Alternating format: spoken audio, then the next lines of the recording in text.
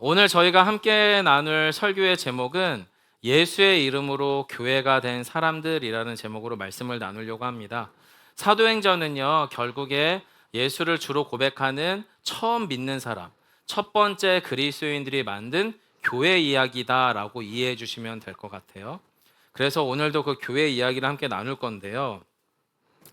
제가 중고등학교 시절만 해도 이제 수련회 갔다 오고 또 아주 좋은 믿음의 목사님을 만나서 신앙을 갖게 되면 자연스럽게 대화가 나가다가 저 같은 경우처럼 또는 우리 정 목사님 같은 경우처럼 좀 교회에서 저도 지금보다는 그때가 훨씬 더 인물도 괜찮았고 또 좀 괜찮았거든요. 이제 그러면 보통 목사님들이 신학해 볼래? 이런 얘기들을 보통 했어요. 그래서 교회에서 조금 신앙적으로 잘 서가는 여자 성도들을 보면 사모해 볼래? 그리고 또 청년들을 보면, 남자 청년들을 보면 목사 할래? 선교사 할래? 이런 이야기들이 아주 공공연하게 나와서 저희 때만 해도 또 지금도 물론 그럴 수 있겠지만 저희 때 부쩍 또 그 이전에 더 부쩍 예수 잘 믿으면 의례껏 목사 돼야 되나? 사모 돼야 되나? 선교사 해야 되나? 이런 것들이 너무나 자연스러웠던 시절이었잖아요. 지금은 어떻게 됐는지는 잘 모르겠지만 들리는 이야기는 요즘은 많이 좀 달라지긴 한 것 같아요. 그래서 좀 속상하긴 한데 그럼에도 불구하고 저희들 안에 이런 질문이 생기는 거죠. 그럼 예수님을 사람이 진하게 만나서 제대로 진짜 믿음을 가지면 다 목사 돼야 되는 거고 다 선교사 돼야 되는 거고 다 사모가 되면 교회는 누가 지켜요? 그죠? 이상하잖아요. 예수님의 제자들도 좀 비슷했던 것 같습니다. 예수님의 제자들이 다 사도 바울과 같이 살지 않았어요. 사도 바울은 예수를 진하게 만나고 그의 삶이 완전히 뒤집어 엎어져 가지고요. 그는 그야말로 지금으로 치면은 풀타임 선교사가 된 거죠. 자기의 삶의 전 삶을 아예 해외 선교 지역에 녹아내린 사람이 바로 사도 바울이었고 예수님의 제자들은 꼭 그렇지는 않았던 것 같아요. 예수님의 제자들 중에 물론 많은 분들이 선교사로 나가기도 했지만 대다수의 많은 분들은 그냥 자신이 속한 지역에서 목회자이기도 하지만 또 삶의 일상을 살아내는 매우 신실한 하나님의 사람으로 살았을 것이 분명합니다. 따라서 사도 바울을 제외한 예수님의 제자들이 나 처음부터 전도자의 삶을 살아야겠다, 순교자의 삶을 살아야겠다, 그 결심과 결단을 가지고 살아갔다가 보다는 교회 역사를 유심히 보다 보면 살아가다 보니 전도자가 됐고 살아가다 보니 순교의 자리에서 순교의 신앙을 지키게 된 거지. 이 사람들이 처음부터 하나님 저 전도자로 살랍니다. 저 순교자가 되겠습니다. 이러고 신앙생활 한 것 같지가 않다라는 거예요. 왜 그러냐면 예수님의 제자들이 혈통적으로 원래 유대 사람, 이스라엘 사람들이었어요. 무슨 이야기냐면 그들은 유대인이기도 하면서 동시에 예수의 사람이기도 했어요. 즉 유대인으로 살았던 시간이 훨씬 더 많았고 예수를 만나 예수의 사람으로 변화된 삶을 살아가는 존재의 변화는 매우 짧습니다. 그래서 오늘 본문도 보면 유대인으로서 유대인의 종교적 관습 안에서 살아가는 모습이 오늘 본문에 등장을 하거든요. 1절로 3절을 한 번 더 다시 보도록 하겠습니다.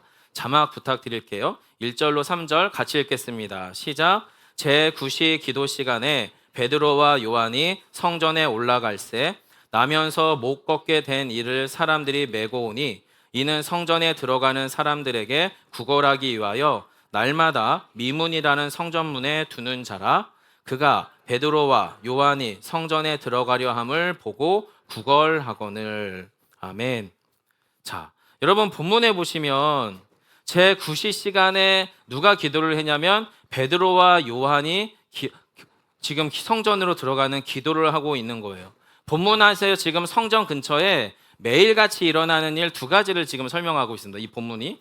첫 번째는 베드로, 예수님의 제자인 베드로와 요한이 유대인들의 기도의 전통, 관습을 따라 시간을 정하여 성전에 올라가서 기도를 하고 있었다라는 사실을 하나 이야기하고요. 또 한 가지 매일 일어나는 사실은 그 성전 미문에 기도하러 올라가는 유대인들의 그 자비와 국률에 기대서 구걸해서 먹고 살기 위한 나면서부터 걷지 못하던 신체적 장애를 가지고 있는 사람이 매일마다 그 자리에서 구걸하고 있었다는 두 가지 사실을 이야기하고 있어요. 한쪽은 경건한 유대인으로서 성전에 올라가서 매일 기도하는 사람이 있는가 하면, 한쪽은 그 기도를 하러 올라가거나 기도를 마치고 내려오는 사람들로부터 매일마다 그들이 하나님의 신실한 사람이고 하나님을 사랑해서 이웃을, 방금 희수 형제가 이야기한 것처럼 형제와 이웃을 사랑하라고 말한 그 말씀대로 형제를 사랑하면 나도 형제라고 여겨지면 돈을 주겠지라고 하는 그 동정심에 기대서 매일 구걸하는 두 사람이 지금 등장을 하는 거예요.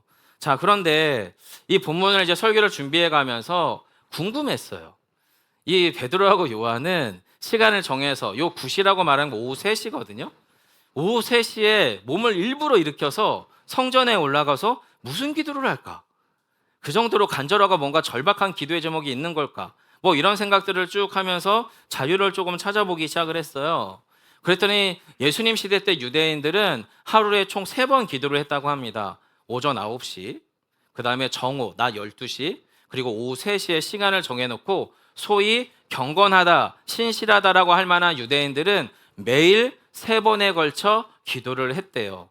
때로는 그것을 성전으로 올라가서 기도하기도 하고, 때로는 자신의 집에서 기도하기도 하고, 성전을 향해 기도하기도 했었던 것 같아요. 그렇게 기도를 하고 있는 거죠. 자, 그런데 어떤 걸 기도했나라고 했더니 이 유대 사람들, 예수님 시대 유대 사람들이 요 3번의 기도를 할 때 이미 정해진 기도문이 있다고 합니다.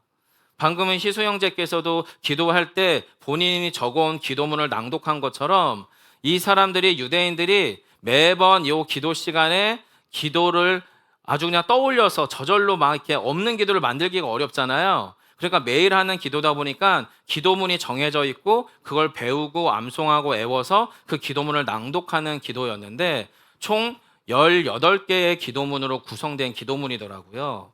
그리고 예수님 시대 때 유대 사람들이 했던 그 기도문의 18개의 기도문 중에 하나가 조금 이상해서 소개를 시켜드리려고 그래요. 1번부터 쭉 내려가다가 12번째 기도문에 유대인들의 기도가, 이런 기도가 있더라고요. 제가 읽어드릴게요.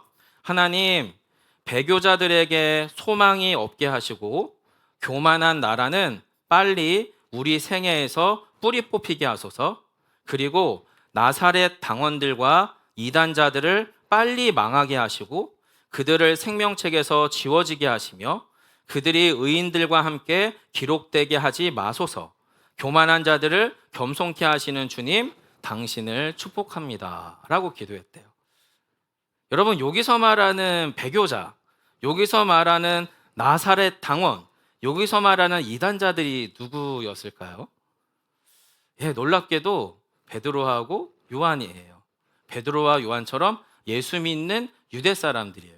과거에는 유대교인이었는데 이 사람들이 이제 예수를 만나고 나서 유대교를 떠나 예수 그리스도를 하나님의 아들, 구주로 고백하는 사람들이 바로 이 본문이 말하는 배교자이고 그리고 이단자이고 나사렛 당원들이에요. 그래서 실제로 기독교 역사를 쭉 들여다봤더니요, 예수님 시대 때의 요 1세기 때 이 시대의 유대교 사회 안에서 실제로 아주 유명한 랍비가 요 12번째 기도문을 그 안에 삽입해서 그 당시에 유대교로부터 예수를 하나님의 아들로 고백하는 사람들을 축출시키려고, 그들을 빼버리려고 하는 실제적인 시도로 요 12번째 기도문이 그 안에 삽입되었다라고 하는 거예요. 여러분, 이렇게 역사적 사실이 그 안에 이해를 하고 오늘 본문을 보면 조금 이상하지 않으세요? 자기들이 하나님 믿고 예수를 따르는 예수의 사람이라는 걸 누가 봐도 아는데, 베드로하고 요한을. 근데 이 사람들이 지금 굳이 성전에 올라가서 기도를 하고 있는 거예요. 자신들을 해칠 수도 있고 예수 믿는 유대인을 싫어한다는 걸 너무 뻔히 아는데, 그런 갈등과 위협이 존재하던 시기에 그 존재하는 사람들 속으로 들어가서 같이 성전에 올라가서 기도를 한다? 왜 그랬을까? 예수의 제자들이 이 성전을 떠나지도 않고요, 시간을 정해놓고 자신들을 싫어하고 대적하는 유대인들의 무리에 섞여 들어가서 그 정규 기도 시간을 그대로 따르며 기도한다. 왜 그럴까? 이상해 보이거든요. 그런데 사실은 이상해 보이지만 당연한 것 같아요. 왜 그렇죠? 물론 제자들이요, 예수를 믿고 성령을 체험했어요. 예수의 사람이 되었어요. 하지만 그들은 여전히 유대인의 관습에 익숙한 유대 사람들이었어요. 예수 믿었다고 하루아침에 다 목사 될 수 없고 다 선교사 될 수 없고 자신의 직장을 떠나고 일터를 떠나서 전혀 완전히 새로운 자리에서 새로운 삶의 존재로 살아낼 수 없는 우리처럼 예수 믿었다고 하루아침에 유대인으로서 해왔던 그전의 모든 종교적 관습들을 털어내는 것은 여러분 결코 쉬운 일이 아니에요. 결코 쉬운 일이 아닙니다. 여러분 한국교회도 똑같습니다. 무당이었던 분이 회심해서 그리스도인이 되었다. 그분 안에 여러분 소위 말하는 무당기가 빠질까요? 빠지기 어렵습니다. 아주 지독할 정도로 유교적인 관습과 문화에 녹아있는 가부장적인 가정이 예수를 믿었다. 그분이 예수 그리스도의 복음과 사랑 안에서 정말로 믿음의 가정을 이루어가는 것에 매우 익숙해지고 능통해질까? 아니요, 그렇지 않습니다. 여전히 권위적이고 가부장적인 관습이 몸에 배어 있어서 그게 하루아침에 빠지는 건 매우 어렵거나 심지어 불가능하기까지 합니다. 저희 외할아버지가 그랬거든요. 저희 외할아버지가 저희 고향 어머니 가정, 어머니가 살던 그 외가댁에서 훈장 선생님을 하셨대요. 그래서 예수 믿기가 아주 오래 걸렸고 심지어 예수를 믿었어도 여전히 그 훈장으로서 몸에 배어 있었던 유교적 관습들이 그분 안에 꽤 오랫동안 평생 떠나지 않았던 기억이 있어요. 여러분 어찌 보면 이상하지만 어찌 보면 당연한 거예요. 어찌 보면 당연한 거예요. 예수 믿었다고 그의 삶이 24시간 완전히 달라져서 저 사람은 예수쟁이가 맞네 라고 하는 삶을 살 수도 있지만 그럴 수도 없을 수도 있는 거예요. 그래서 여러분 지금 베드로와 요한은 유대의 관습대로 말하고 생각하고 행동하는 유대인으로서 종교적 관습을 떠나지 못하고 그 기도의 자리에 머물러 있는 것 같아 보여요. 사실 저라면 성전에 올라가서 기도하는 거 불편했을 것 같아요. 왜 그렇죠? 사실 여러분 불과 얼마 전에 그 성전은 어떤 곳입니까? 자신들이 하나님의 아들로 따르던 예수가 심판받고 십자가에 처형당하여 자신의 십자가를 끌고 나가던 바로 그 성전이에요. 예수님의 십자가의 그 죽음이 깊이 드리워진 예수님의 핏냄새가 채 가시지도 얼마 안 된 그 성전이란 말이에요. 근데 그곳을 굳이 걸어 올라가서 기도를 한다? 좀 이상해 보여요. 불편해 보여요. 그야말로 주님의 죽음의 그림자가 아직도 가시지 않은 곳이란 말이죠. 자, 그런데 그날도 자신들의 관습대로 종교적 습관대로 기도를 하러 쭉 들어가는데 갑자기 한 사람이 보이는 거예요. 아주 힘들게 매우 불편한 몸을 무릅쓰고 구걸을 하고 있네요. 그의 모습이 어느새 베드로와 요한의 눈에도 들어와요. 그리고 그가 힘들어하는 모습, 그가 불편해하는 모습이 베드로와 요한의 눈에도 힘들어 보이고 불편해 보이기 시작을 하는 거예요. 지금 성전 미문에 만난 그 사람은 소위 경건하다고 말할 만한 유대인은 아니죠. 왜요? 그는 시간을 정해놓고 기도하지도 않아요. 그는 시간을 정해놓고 하나님께 제사하거나 예배하지도 않아요. 그는 유대인들이 모두가 따르는 유명한 절기를 따라 성전에 올라가서 제사할 수도 없는 몸이에요. 완전히 다른 유대인이죠. 오히려 그는 성전 미문에서 구걸하는 게 그 사람의 기도고 그 사람의 예배고 그 사람의 찬양이며 그 사람의 제사죠. 자, 그런데 베드로와 요한의 눈에 갑자기 이 사람이 들어온 거예요. 여러분 생각해 보세요. 베드로하고 요한이 성전에서 기도하는 걸 오늘 하루만 했을까요? 아니요. 예수 믿기 전에도 했고 예수 믿고 나서도 하고 있었어요. 그럼 이 거지라고 하는 사람은 베드로하고 요한이 그 성전에 기도하러 올라갈 때 그때 한 날만 있었을까요? 본문은 매일 있었다고 말하잖아요. 매일 봤던 사람이에요. 익숙하게 봤던 사람이에요. 성전 미문의 풍경상 한쪽에 구걸하던 사람은 원래 거기에 그 모습 그 모양대로 원래 있었던 사람이고 자신들은 그런 사람들을 그냥 원래 지나치며 그냥 기도하러 올라가던 또 한 명의 유대인으로서 베드로와 요한이었던 거예요. 그런데 유독 그날은 그 사람이 눈에 들어와요. 그 사람의 불편함으로 느껴져요. 그 사람의 구걸의 그 처연스러운 모습이 그냥 정말 그렇게 안쓰럽고 힘들어 보이는 거예요. 왜 그랬을까? 여러분 조금만 상상력을 보태보면 베드로하고 요한이 유대인으로서 성전에 올라가서 기도하는 게 어땠을 것 같으세요? 저는 어려웠을 것 같아요. 지금 이 유대사회 예루살렘 주변의 풍광은 어떻게든 예수 믿는 사람들을 빨리 어떻게 축출하고 가려내서 뽑아버릴까를 고민하고 있는 유대의 당국자들이 가득한 세상에서 그 사람들 무리 속에 섞여서 같이 그들이 애웠던 기도문을 되뇌이며 기도하는 거 저는 불편했을 것 같습니다. 어쩌면 1번부터는 힘있게 같이 따라서 기도를 낭송하다가 12번째, 12번째 기도, 나사렛의 당원과 이단자들을 빨리 뿌리 뽑아서 멸망시켜달라고 하는 기도는 속으로 삼키거나 입으로 되뇌인 척하지 않았나 싶습니다. 여러분, 그럼 베드로하고 요한이 성전에 올라가서 했던 그 기도는 기도가 맞을까요? 기도가 맞을까요? 아니었을 것 같아요. 한마디로 베드로와 요한이 예수 믿는 예수쟁이도 맞지만 유대인의 종교적 관습과 사회 속에 살아가야 되는 유대인인 것도 맞아요. 이걸 저희는 신앙적으로 이중 정체성이라고 부릅니다. 여러분, 요즘의 아이들 중에 예수 믿는 친구들은 학교에 가서 점심시간에 절대 식사 기도를 하지 않습니다. 물론 하는 아이도 있어요. 하지만 대체로 하지 않습니다. 부끄럽거든요. 복잡해지거든요. 친구랑 같이 앉아서 밥을 먹는데 갑자기 기도를 한다? 이 친구는 말을 걸어요. 아무개야. 근데 얘가 눈 감고 기도를 해. 너 뭐 하는 거야? 나 기도하는 건데. 왜 기도해? 나 예수 믿는 사람인데. 그랬어? 그 순간부터 시선이 이성해지죠. 불편해지죠. 서먹서먹해져요. 밥 한 끼 먹는데도 식사 기도도 제대로 못하는 게 어쩌보면 자연스럽고 당연해지는 요 시대거든요. 직장에서도 마찬가지예요. 회식 자리를 지키지 못하고 술자리에 머물지 못하는 예수쟁이들이라고 하는 그 시선의 불편함과 어려움들은 한국 사회 안에 너무나 깊이 퍼져 있죠. 저희는 사실 이중 정체성 속에서 살아가고 있어요. 이렇게 시간을 정해놓고 예배드리는 그리스도인으로서 삶의 자리도 지켜가셔야 되지만 이 교회 예배를 마치고 일상으로 돌아가시면 그곳에서는 예수의 옛자를 모르시는 분들하고 같이 땀을 내고 입을 섞고 말을 섞고 몸을 섞어가고 같이 땀 흘려 수고하고 애쓰면서 그렇게 살아가셔야 되잖아요. 그 사이에서 여러분, 저희가 이 세상을 살아가는 방식이 과연 예수의 이름으로 예수의 삶의 방식으로 살아가는 게 훨씬 더 쉽습니까? 아니면 우리가 해왔던 그 방식대로 사는 게 훨씬 더 수월해 보이십니까?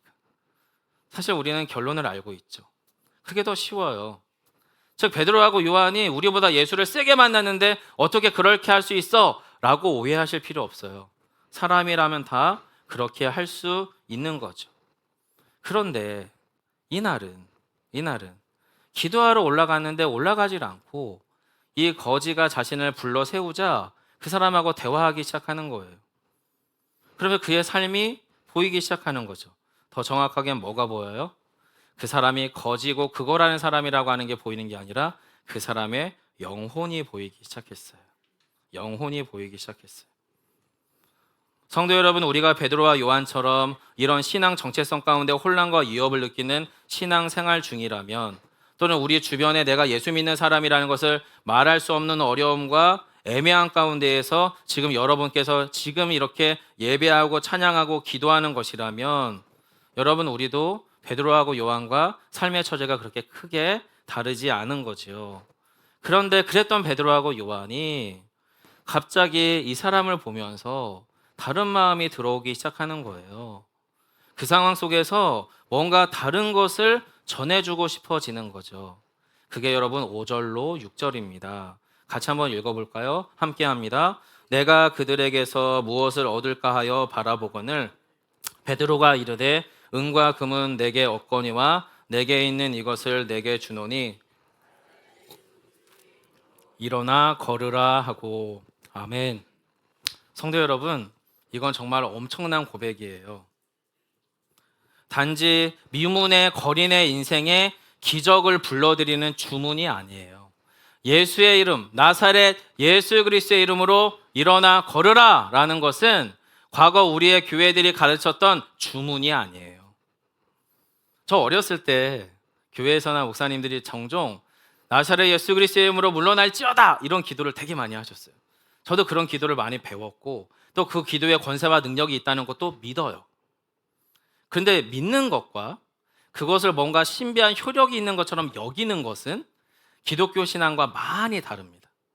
무슨 말씀을 드리려고 하는 거냐면, 본문에서 나사렛 예수 그리스도의 이름으로 일어나 걸으라 라고 하는 것은 그 이름에 걸맞게 기적이 일어난 것도 맞지요. 그래서 그 제자들의 선언을 따라 거린의 인생 가운데 놀라운 변화가 나타났습니다. 육신의 장애가 사라졌고요. 다시 발목에 힘이 붙었고요. 서서 일어남으로 말미암아 그가 다시 일상으로 돌아갈 기적을 준 것도 맞아요. 하지만 더 정확하게는 그 거린에게 무엇을 알려줬냐면, 여러분, 제 안에 있는 예수의 이름에 권세가 있습니다 라는 것을 알려준 거예요. 자기들 안에 있던 예수의 이름이 자신들의 이중 정체성 속에서 사람도 눈치 봐야 되고 상황도 눈치 봐야 되고 환경도 어려웠던 그 모든 시점 속에서 예수 믿는 예수쟁이라고 하는 것이 아주 그냥 도토리만큼 작았던 우리의 삶에서 베드로하고 요한 사이에 그게 어느새 훌쩍 커버린 거예요. 훌쩍 커버린 거예요. 그러면서 뭐가 더 커지는 거죠? 예수 그리스도의 이름이 더 커진 거예요. 정확하게 이 거린에게 준 것은 몸이 회복된 기적을 선물로 준 것 이상입니다. 아주 정확하게는 예수의 이름에 권세가 있다는 사실을 자신이 그에게 알려준 거죠. 베드로하고 요한이. 성도 여러분, 예수의 이름으로 복음의 역사가 일어난다는 사실을 인정하고 예수 믿는 것과 그렇지 않은 건 여러분, 하늘과 땅 차이예요. 완전히 달라요. 완전히 달라요. 예수의 이름으로 행해지는 일련의 말과 일련의 행동으로 그 사람의 인생에 변화가 일어난다는 사실을 믿고 확신하는 신앙생활과 그렇지 않은 신앙생활은 완전히 다른 종류의 신앙생활이다라는 거예요. 예, 물론 우리에게도 종교 습관과 관습이 필요합니다. 왜요? 어떻게 기도해야 되는지 알아야 기도하죠. 오늘 청년이 참 기도 잘했잖아요. 기도문이 잘 구성되어 있잖아요. 찬양 어떻게 해야 되는지도 알고 과사도 아주 적절하게 은혜를 끼치는 가사말을 나누었잖아요. 예, 이런 것들은 배우고 익히고 우리 안에 연습이 필요하죠. 즉 우리가 종교인으로서 교회 안에서 제법 신앙생활을 한다라고 하는 것을 누군가에게 보여주고 표현하려면 기도도 배워야 되고 찬양도 배워야 되고 말씀도 배워야 하는 게 맞지요. 하지만 더 중요한 게 뭐냐면 그런 우리에게 이런 모든 일련의 통로를 통해 우리에게 필요한 것은 주 예수 그리스도의 이름이 회복되는 거예요. 우리 안에 필요한 것은 저 사람에게도 나에게도 은혜가 필요하다는 것을 깨닫는 사실이에요. 사랑하는 성도 여러분, 오늘 우리의 삶의 자리에서 우리가 우리의 익숙한 종교성을 벗어버리고 바라봐야 될 한 영혼이 무엇일까요? 저희는 자꾸만 신앙생활을 하면서 예배와 찬양과 기도에서 내가 어떤 위로를 얻지? 내가 어떤 위안을 얻지? 내가 어떤 격려를 얻지? 거기서 멈춰요. 그게 틀렸다 나쁘다고 말씀드리는 게 아니에요. 근데 여러분 생각해 보세요.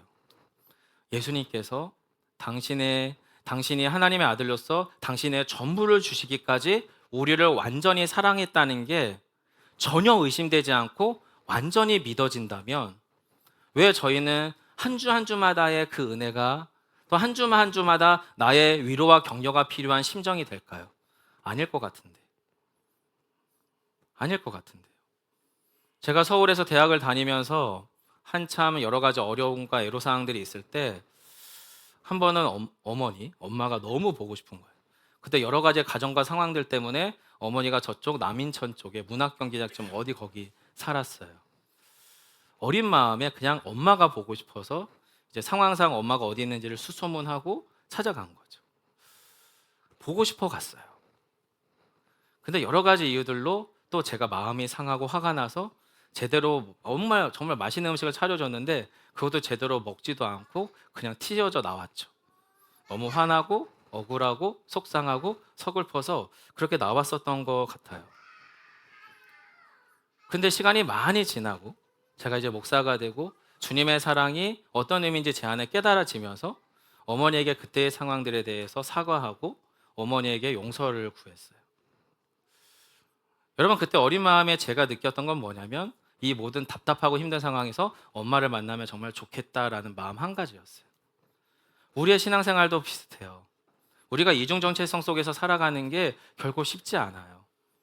10명 중에 7명이 예수 믿는 사람이면 쉽죠. 근데 요즘은 10명 중에 2명이 예수 믿어요. 나머지 7명은 예수의 예자도 몰라요. 그곳에서 예수 믿는 것은 어렵죠.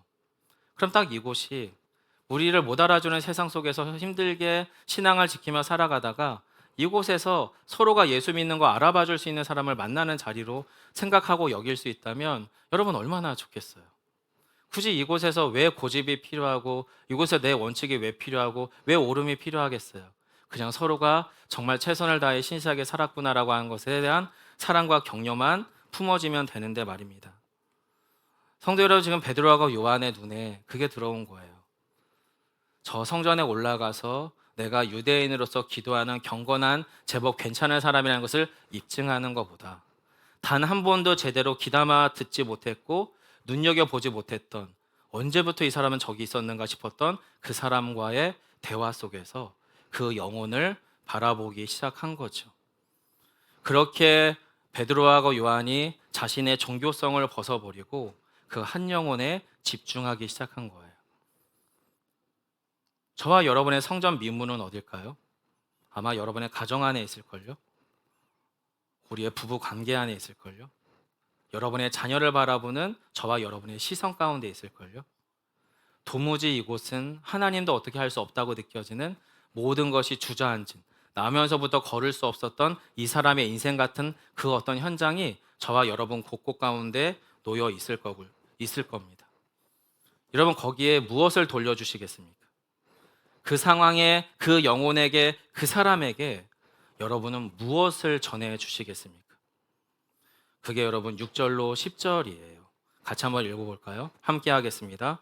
베드로가 이르되 은과 금은 내게 없거니와 내게 있는 이것을 내게 주노니 나사렛 예수 그리스도의 이름으로 일어나 걸으라 하고 오른손을 잡아 일으키니 발과 발목이 곧 힘을 얻고 뛰어서서 걸으며 그들과 함께 성전으로 들어가면서 걷기도 하고 뛰기도 하며 하나님을 찬송하니 모든 백성이 그 걷는 것과 하나님을 찬송함을 보고 그가 본래 성전 미문에서 앉아 구걸하던 사람인 줄 알고 그에게 일어난 일로 인하여 심히 놀랍게 여기며 놀라니라. 아멘. 여러분, 베드로하고 요한이 성전으로 기도하러 가던 과정 속에서 수많은 유대인들의 그 미문을 통과하고 있는 그 상황 속에서 내가 예수 믿는 나사렛 당원이라는 것을 숨기고 기도해야지 안전할 만한 그 공간에서 뭐를 떠버리고 있는 거냐면 내가 예수 믿는 예수의 사람이라고 하는 정체성에 자신을 100% 두기로 확정한 거예요. 그래서 지금 이 사람이 나사렛 예수의 이름으로 일어나 걸으라 라고 하는 말은 그 거린을 향한 이야기이기도 하지만 나 자신을 향한 이야기이기도 합니다. 그가 여러분 성전 앞에서 나사렛 예수의 이름을 떠버리는 순간 그는 더 이상 성전에서 기도하기에는 불가능한 존재가 돼버리는 거거든요. 더 이상 예전의 유대인으로는 돌아갈 수 없어 버리는 거거든요. 그걸 감수하면서 그 한 영혼에게 나사렛 예수의 이름으로 걸으라라고 이야기한 것은 그 누구보다 베드로하고 요한에게 예수의 이름이 필요했기 때문이에요.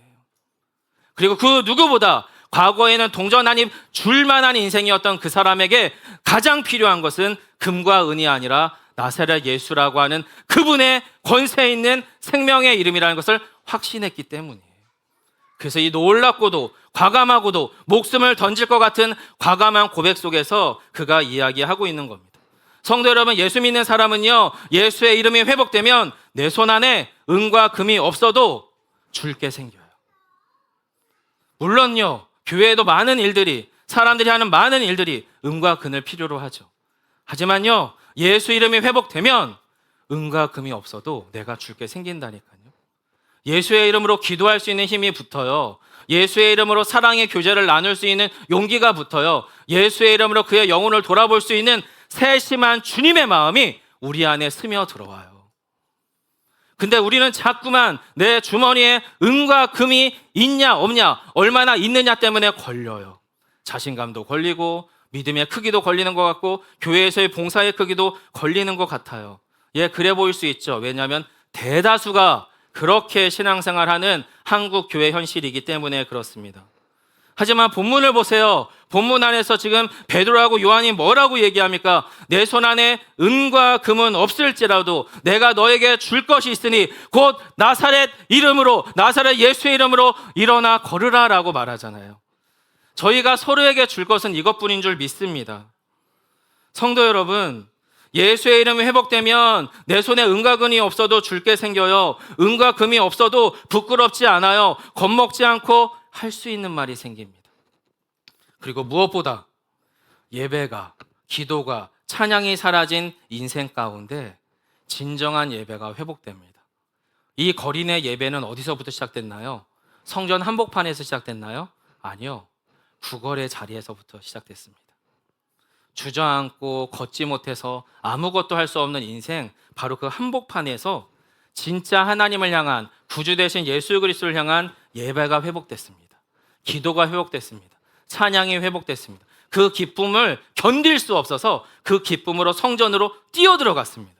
불과 얼마 전까지는 장애인이기 때문에, 부정한 자이기 때문에, 일반의 경건한 유대인이 아니기 때문에 성전에 발 하나 디딜 수 없었던 사람이었는데, 그가 성전으로 뛰어들어가 그곳에서 막혀져 있었고, 그리고 위선적이고 자기의 종교 중독에 사로잡혀 있는 유대인들의 종교 한복판 가운데서 진짜 살아계신 주 예수 그리스도를 향한 산 예배를 이 사람이 드리게 되었다라는 거예요.